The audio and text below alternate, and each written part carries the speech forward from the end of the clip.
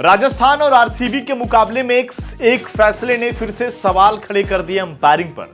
दिनेश कार्तिक क्या आउट थे या नॉट आउट थे, इस बात को लेकर सोशल मीडिया पर बवाल मच गया। इवन ग्राउंड पर भी वहां पर संगकारा अंपायर के पास चले जाते हैं और सवाल उठाते हैं उस फैसले का कि वो आउट थे लेकिन नॉट आउट क्यों दिया गया। दरअसल पूरा मामला होता है 14 ओवर तीसरी गेंद पर। आवेश खान गेंदबाजी कर रहे हैं, जैसे ही दिनेश कार्तिक बैटिंग के लिए आते हैं और उसके बाद गेंद एलबीडब्ल्यू होते हैं। ऐसा लगता है कि साफ तौर पर वो सीधे आउट।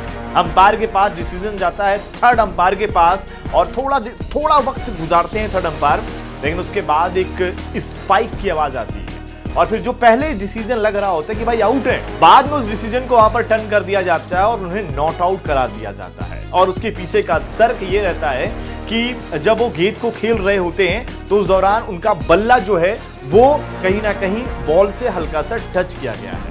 जबकि अगर आप उस रिप्ले को देखेंगे गौर से तो आपको नजर आएगा कि भाई जो आवाज आ रही है वो बैट और बॉल की नहीं है, बल्कि उनका जो बल्ला है वो वहां पर अगर आप देखेंगे एक जिस तरीके से सामने आ रहा है उनके पैड में लग रहा है, वो पैड में टच होकर आवाज आ रही है। लेकिन अंपायर्स को लगा, जो थर्ड अंपायर है, कि शायद ये जो बैट और बॉल का संपर्क हुआ। और इसी बात को लेकर अगर आप देखें कुमार संगकारा नाराज होकर तुरंत तो थर्ड अंपायर के पास वहां पर जाते हैं, लेकिन एक बार जो फैसला हो गया वो फैसला फिर सर्वमान्य होता है। और फिर यहीं से खराब अंपायरिंग का जो लगातार आईपीएल में सिलसिला रहा है वो एक बार फिर से एक रोमांचक मुकाबला एलिमिनेटर में देखने को मिला।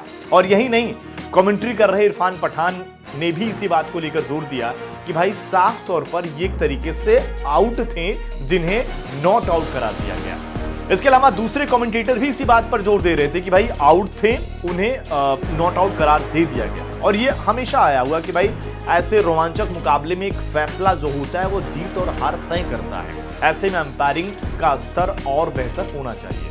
अगर बात करें मुकाबले की तो आरसीबी की शुरुआत धीमी रही और उसके बाद एक एक करके विकेट भी गिरते रहे। तो ये सारी जानकारी थी, लेकिन आपके साथ एक सवाल मैं छोड़कर जा रहा हूं कि भाई आपको क्या लगता है कि दिनेश कार्तिक आउट थे या नॉट आउट थे? कमेंट करके अपनी राय जरूर।